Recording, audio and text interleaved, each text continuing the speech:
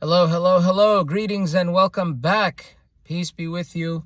Welcome back to me as well, because I have been away for quite some time. I went into hibernation. No, I'm just joking. So time became short, and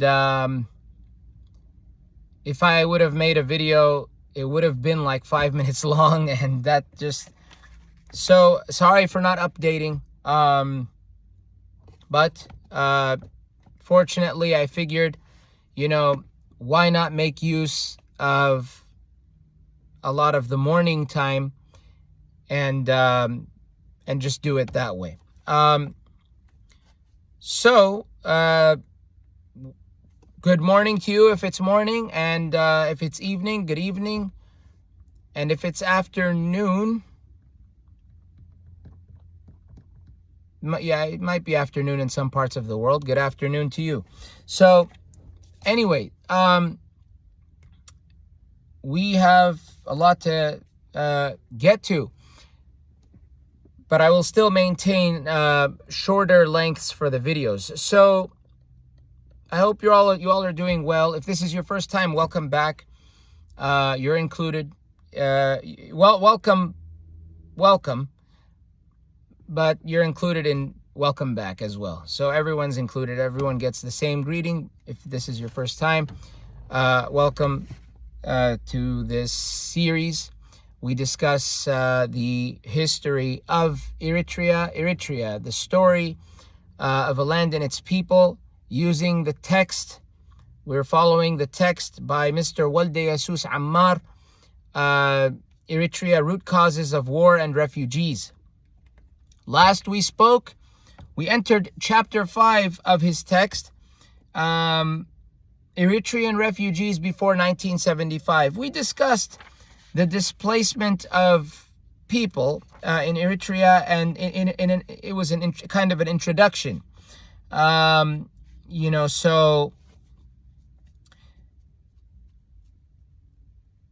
nobody.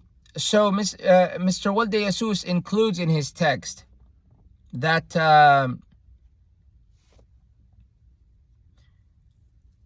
no one was called a refugee, not even after the colonial boundaries were demarcated. So he said that displacement of groups of peoples, and in very rare cases individuals, were frequent phenomena in the region of Northeast Africa, where Eritrea is located.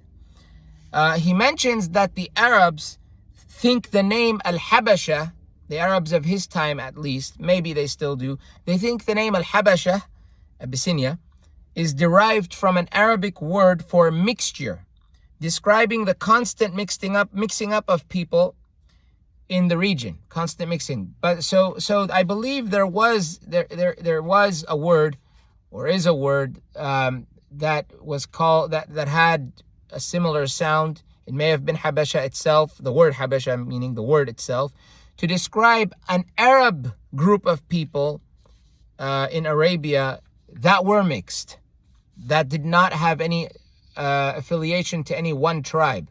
So that's, a definition. But that definition, I don't believe applies to the Habasha or the Habasha of Eritrea and Ethiopia. So in any case, he said that the term refugee was applied to Eritreans for the first time in the early 1940s, when Ethiopia claimed there were some 100,000 Eritreans in Addis Ababa who were not willing to go to still colonized Eritrea, then under British occupation. They were used in a cover political organization called Ethiopia Hamasiyyan Society, whose fighting fund and a weekly newspaper, The Voice of Eritrea, were financed by Haile Selassie's government in the campaign to regain the lost province of Eritrea, in his mind.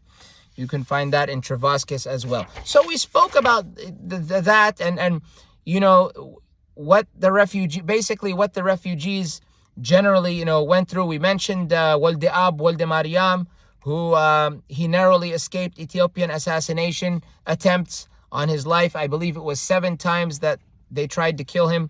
They failed. Walde Ab, Walde Mariam, so he fled the country in 1954. I believe he went to Egypt. We mentioned him.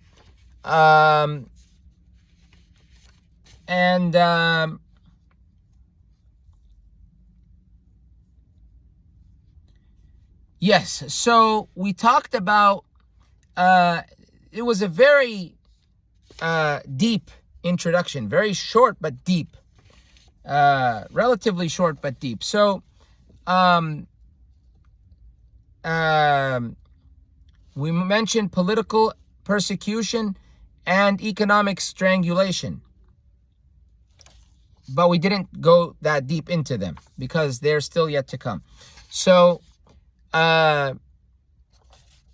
political persecution, economic strangulation. We'll go deeper into that.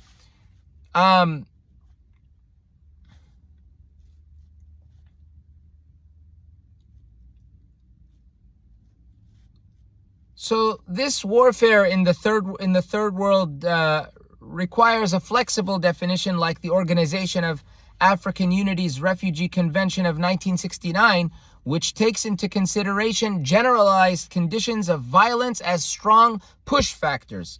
So Elizabeth Ferris, who wrote, it might be an article, it might be a book actually, Refugees and World Politics, Elizabeth G. Ferris, she states, changes in the nature of warfare over the past 30 years. It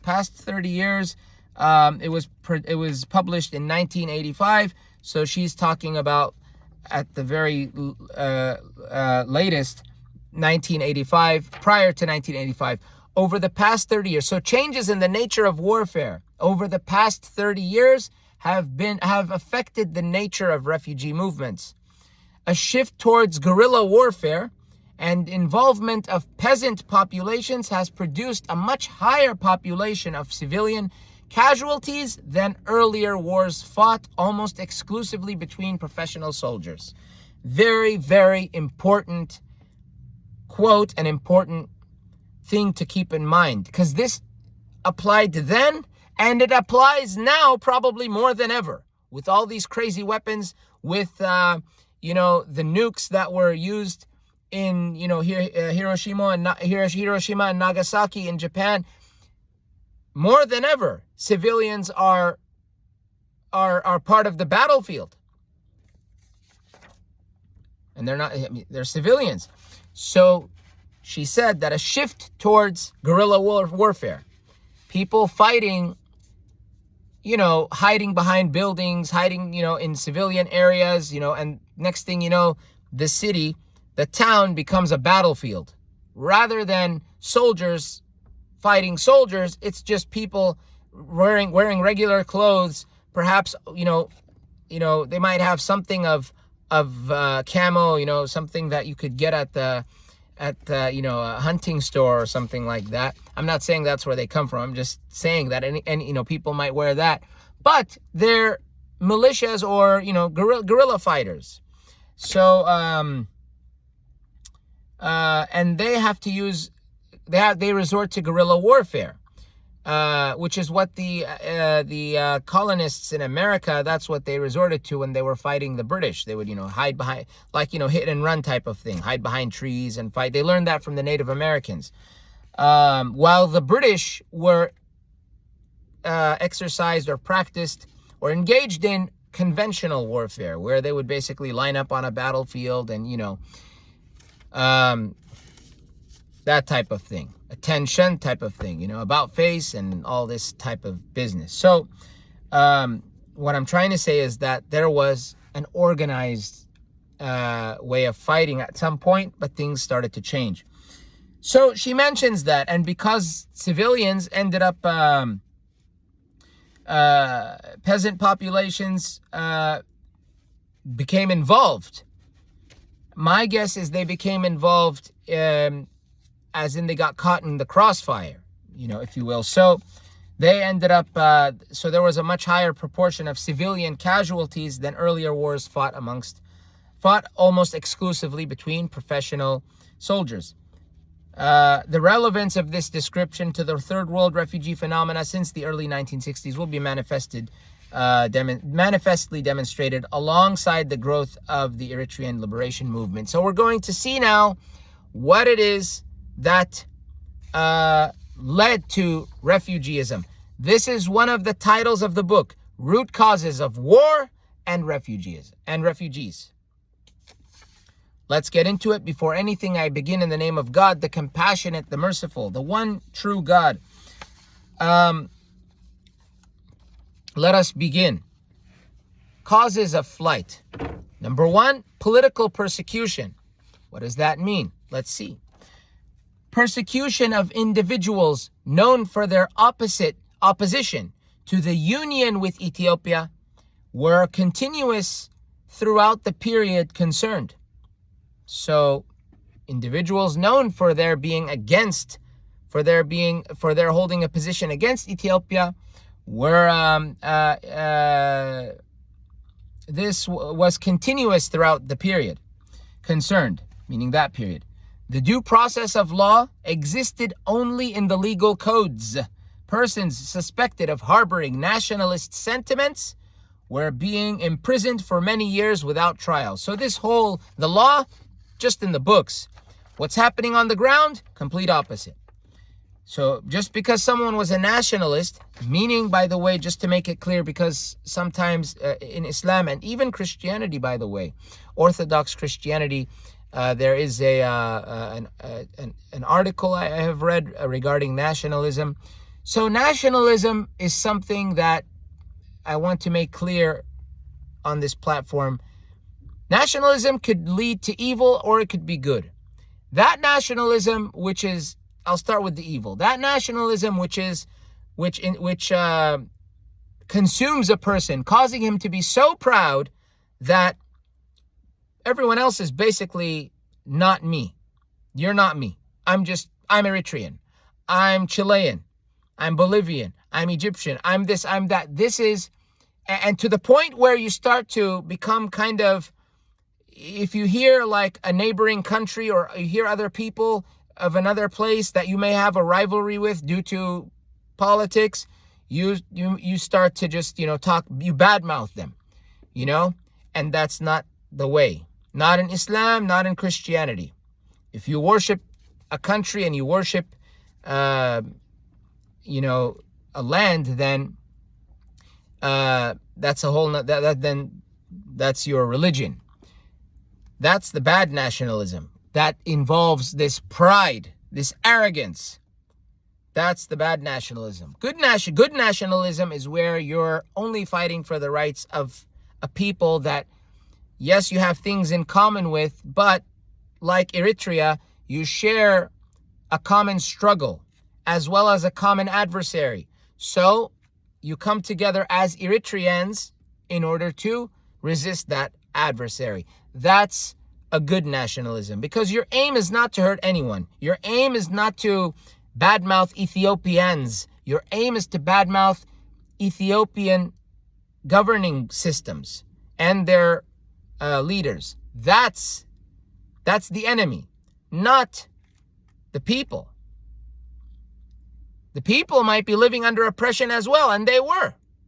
So, when it comes to, many of the people were in Ethiopia. So, when it comes to this concept of nationalism, you must be very careful as to which nationalism you take. The nationalism which is a reaction for the sake of justice, not for the sake of hating other people and, I'm Eritrean, I'm not Ethiopian. No. Rather that I'm Eritrean, this is my identity, in that this is my story, But everyone is a brother. Just like in Islam, even in churches, when you go to the masjid, when you go to pray at the masjid, place of prostrating. It means an area or place of where you put your head to prostrate when your head is down on the ground. So masjid, also known as mosque, So when you go to the masjid, everyone's there. Every person from every country, depending on the masjid and the area, you'll find people there.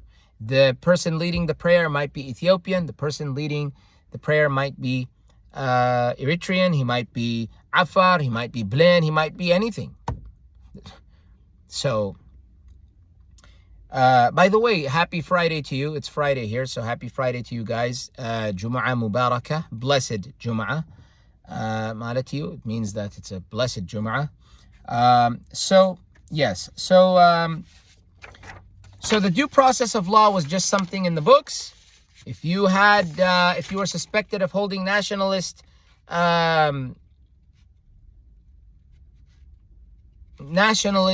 sentiments, you were thrown in jail without trial. Injustice.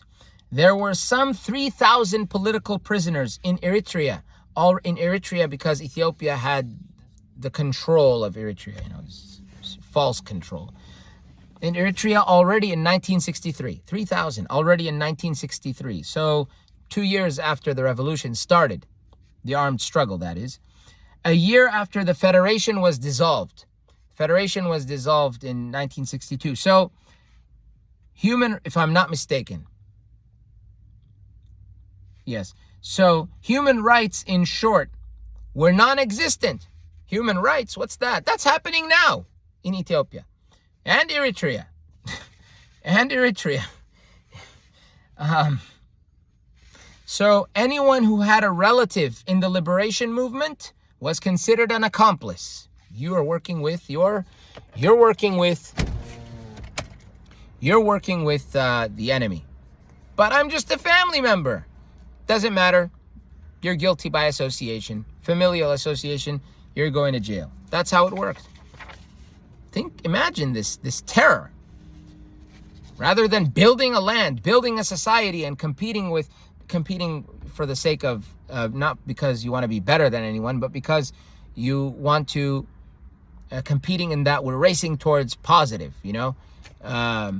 So instead of joining developed countries that we end up migrating to, our ancestors and our parents, forefathers end up migrating to lands that have a built system. Instead of doing that, you're destroying the place. Haile Selassie started it. Eritreans weren't looking for trouble. So after 51 years with the Italians and 10 years with the British, come on, 11 years with the British, if I'm not mistaken. So anyone who had a relative in the liberation movement was considered an accomplice. He had no choice but to risk his life or somehow save it. No one knew how many Eritreans were affected by individualized political persecution, but the figure definitely included the intelligentsia, created mainly during the British and the federal periods extending for a total of 2 decades, 1941 to 1962. So no one knew how many Eritreans affected by individualized political persecution. No one knew how many, but the figure definitely included the intelligentsia. My understanding of that word is the intellects, people who were well-learned, well-educated, well-learned, intellectuals, if I'm not mistaken.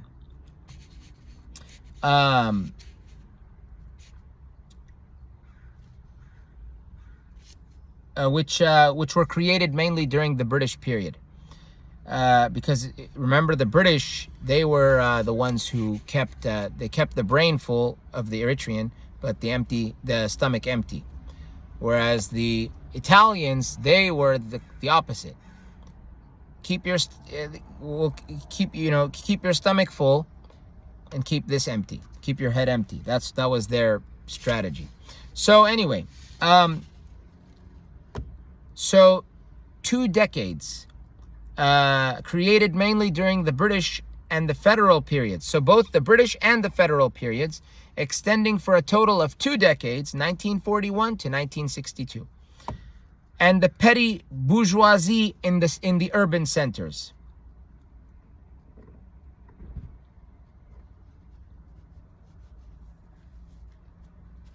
So it included the intelligentsia as well as the petty bourgeoisie in the urban centers, urban areas.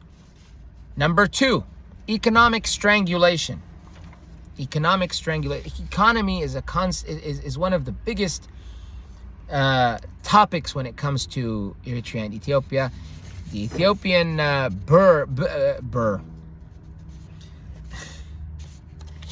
cold. The Ethiopian birr. If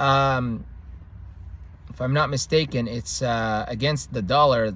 That thing it's a very weak, significantly weak currency. War, money going down the drain, killing people. This is all just for a little drop of power. Anyway, I don't know of anybody who controlled the whole ocean, the entire ocean. There have been people who had control of maybe significant parts of the seas, but you can never control. What are you after? You're never gonna get all of it. I want to get some of it better than all of it, than the whole world. I mean, I don't understand. This is a spiritual sickness, my dear brothers and sisters in religion and humanity. So, 2, economic strangulation. Ethiopia argued in the international fora, which debated the Eritrean question in the 1940s, that the territory was economically inviable to be considered for independent statehood. Eritrea is inviable. This place cannot survive on its own. If I'm not mistaken, Stephen Longrig, who was I believe he was the governor. He was a brigadier, I think. Stephen Longrig, he wrote A Short History of Eritrea, which I have not read. I've been wanting to do a program using that book, by the way, but the publishers are quite difficult to find. The man is dead. The publishing company switched from Oxford to some other place, and I don't know. So now, yeah, he said the same thing, if I'm not mistaken. He's Stephen Longrig, British guy in charge of Eritrea in the 40s. In the 40s, he said in his book that Eritrea basically cannot survive on its own, if I'm not mistaken. Like I think what he meant was like resource-wise, like they can't do it on their own. So Ethiopia argued using the same argument in the 1940s that the territory was economically inviable to be considered for independent statehood. Economic strangulation was therefore used in later years in a systematic way to persuade the Eritreans that their nationalism had no economic backing, and that Eritrea's dependence on Mother Ethiopia was a bitter necessity. You need us. But equally important to this designed economic persecution was the uneven development between Eritrea's lowlands and the plateau. The uneven development between Eritrea's lowlands, likely the western lowlands, like I think it's pronounced Agordat, and Barka, the Barka lowlands, and Karan, and I believe Sahel. These areas, the west, towards the Sudan, these places were there was the uneven development between that area and the plateau, the highlands, Kabasa, the highlands, basically Saraya, Aklugzai, Hamasien, those areas. So this sharpened the degree of alienation from the national system.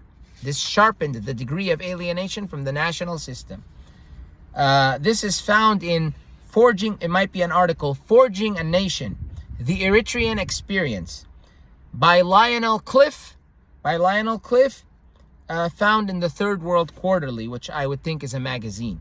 some kind of magazine or journal. So Third World Quarterly, page 136, Forging a Nation, The Eritrean Experience by Lionel Cliff. So, it sharpened the degree of alienation from the national system.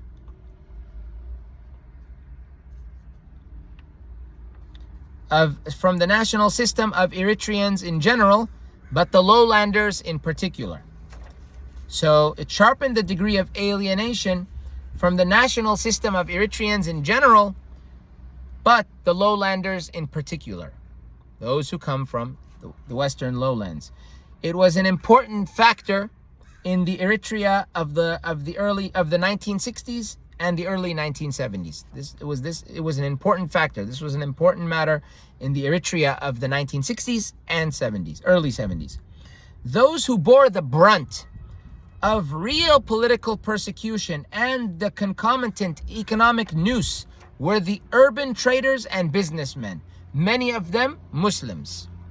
They were left with the choice of joining the armed struggle in Eritrea or going somewhere in the Arab world where they were welcome. The dictum that one does not leave one's own country when one has no place to go was quite true to Eritrean Muslims. So the dictum that one does not leave one's own country when one has no place to go was quite true to Eritrean Muslims at that period.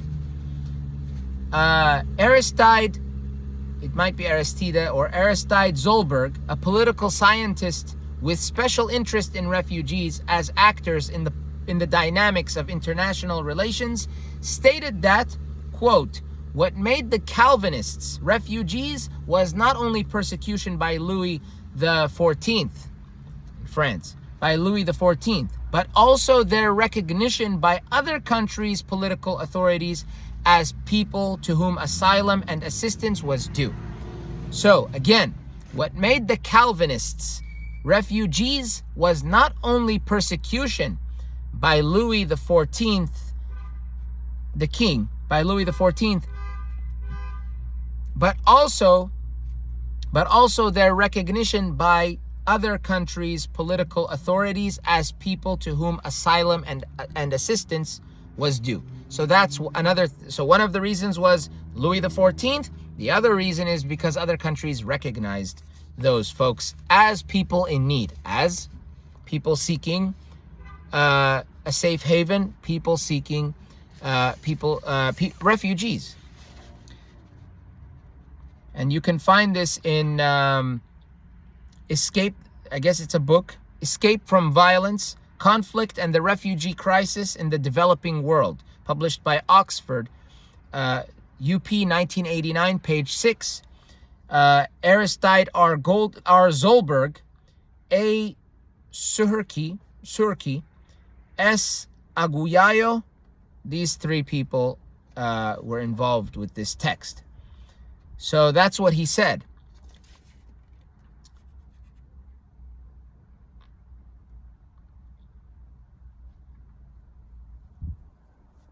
The politicized economic strangulation unleashed by the Ethiopians affected the entire population, especially in the urban centers. But the Middle East was not a place to go for the Christian Kabessans, who were not co-religionists with the majority in the Arab world. Just to make it clear, the Middle East is not where you find the most Muslims. Indonesia is, last I checked. Indonesia is where you find the most Muslims on earth. And I believe undivided India, meaning India, including Pakistan and Bangladesh, these places, it would be the largest. It would be the home to the largest Muslim population, if I'm not mistaken. But Indonesia holds that position. The Middle East is made up of different people, from Christians, different denominations, who belong to different denominations, Muslims of different schools of thought, both in creed and in who hold creedal differences in beliefs, as well as differences in their views on Islamic law. There are Jews. There are Jews in Iraq. There are Jews in Iran. Iran, I believe, might be part of the Middle East. I don't think it's part of Central Asia. There are Jews in the Zionist-controlled Palestine. So you have different people in that. Yemen has Jews. But the Middle East was not a place to go for the Christian Kabessans who were not co-religionists with the majority in the Middle East, in the Arab world, rather. Secondly, they had the linguistic disadvantage. Add to this the old Habasha attitude towards Islam and the Arabs. The Kabessan preferred Ethiopia and, if possible, Europe or America as his or her second home rather than the Islamic environment. This is Mr. Walde Jesus Ammar speaking, and this is what the situation was. They preferred Ethiopia and, if possible, Europe and America as their second home rather than the Islamic environment. Thus, Eritrean Muslims who felt insecure and persecuted politically and economically went to the Arab Muslim world, and the persecuted Christians had no better first choice but to go to Ethiopia. So they went to Ethiopia. It must also be noted that once a persecuted person left Eritrea for any part of Ethiopia, he or she was considered to be relatively safe, probably because of the total absence of population control mechanisms in the Ethiopia of that period.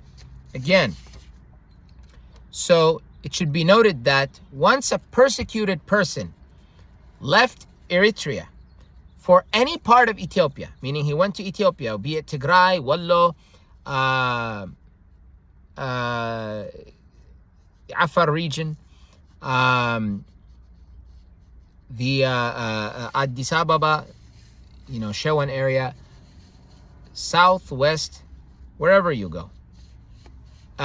It was considered to be relatively safe, probably because of the total absence, in the words of the author, Mr. Walde Jesus, probably because of the total absence of population control mechanisms in the Ethiopia of that period.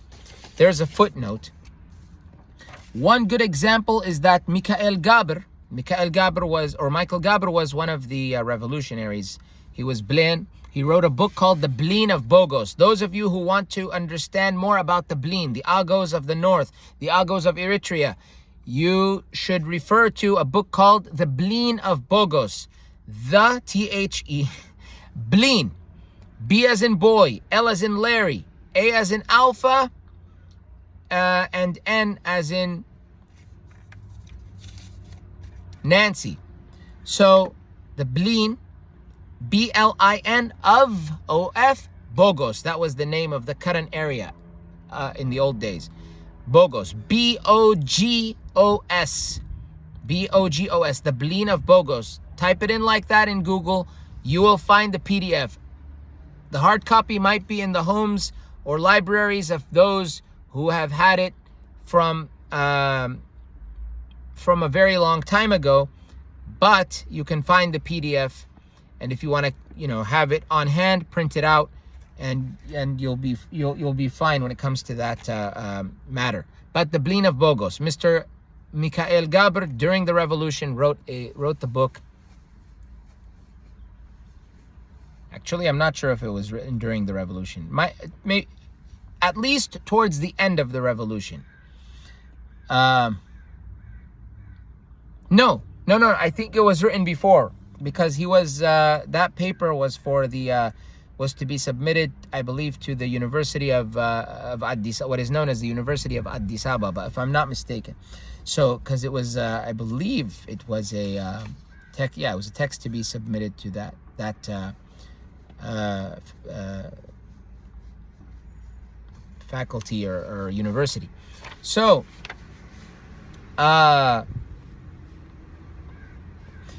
one good example is that Michael Gaber and the author Walde Jesus Ammar.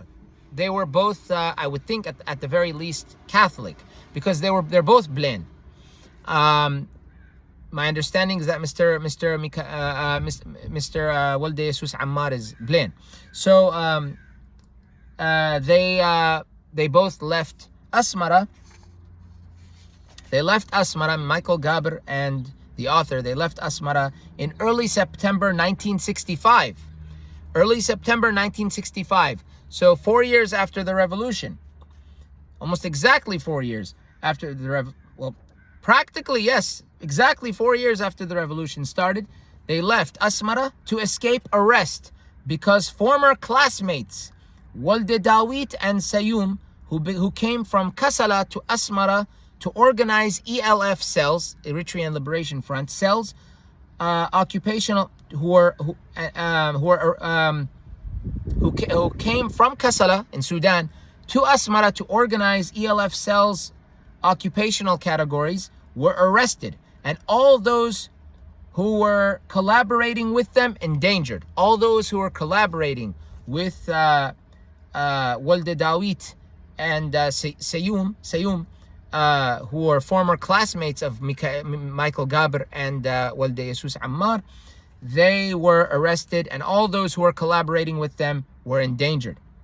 The arrest of the two, organized by Mulugeta, I believe it's Georgis or Gergis or Georgis, forgive me. Mulugeta Georgis from Kassala.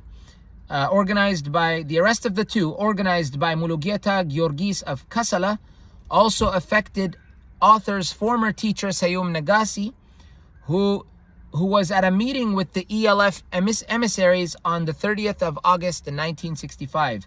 The two fighters remained behind the bars until the ELF liberated them in February 1975. That's my birth month. In February 1975.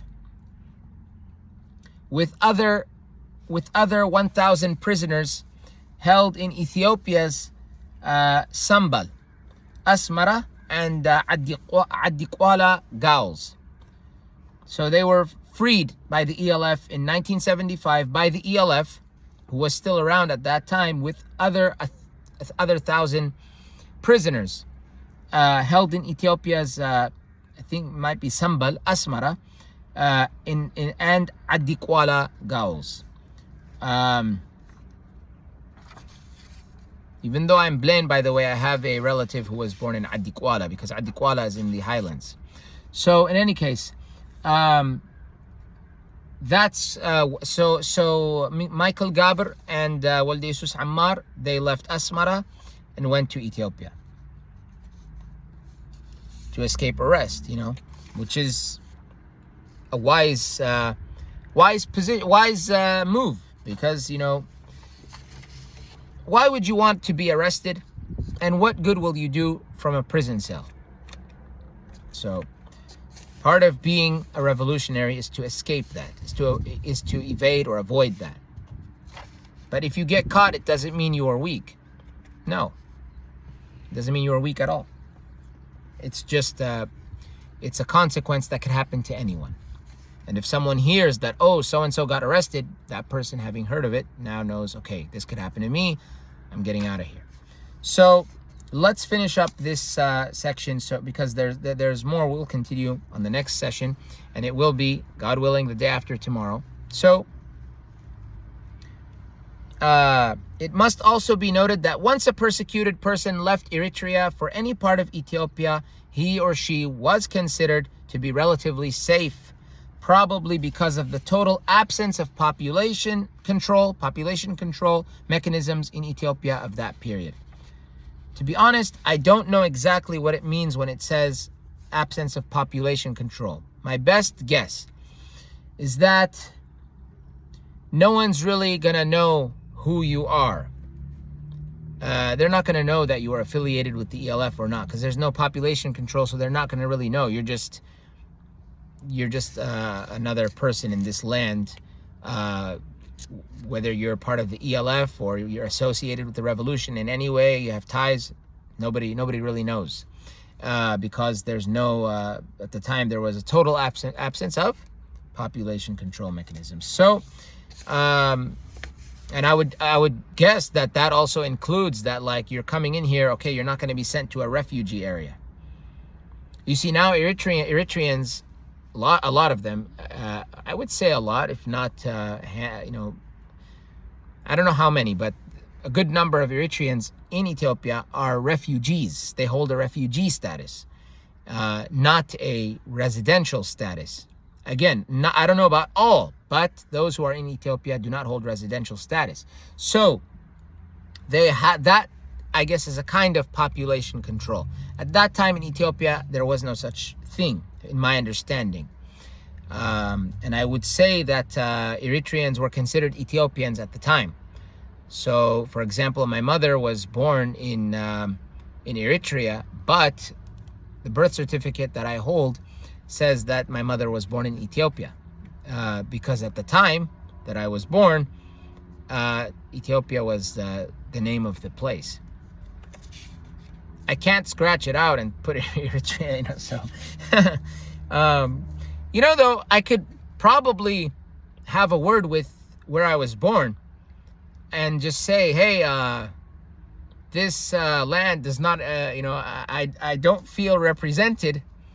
Can you change the name? They might say, well, at the time it was Ethiopia, and I don't know, maybe for historical records, I don't know. But because we don't know the exact area your mother was born in, whether she was born in, how do we know she was not born in Ethiopia as it is known today? How do we know she was not born in Sekota? How do we know she was not born in Tembien or something? So it's like, anyway, but that's just, that's another topic. But in any case, so those are two of the reasons why the Eritreans were refugees. Political persecution, economic strangulation. Next we speak, God willing, Sunday. Today is Friday here. Good, happy Friday to you, and Jum'ah Mubarakah, blessed Friday. Next we will speak about military measures. Number 3, and this is the most important factor in causing refugeeism in Eritrea, is military measures. We will discuss that, and yes, we will continue on Sunday, God willing. So I hope you guys have, if it's daytime, if whatever time it is, I hope you enjoy that time. So whatever time it is, I hope you enjoy that time, and hands off Eritrea. We don't want any oppressive hands in our land. Hands off Eritrea, hands off the sea.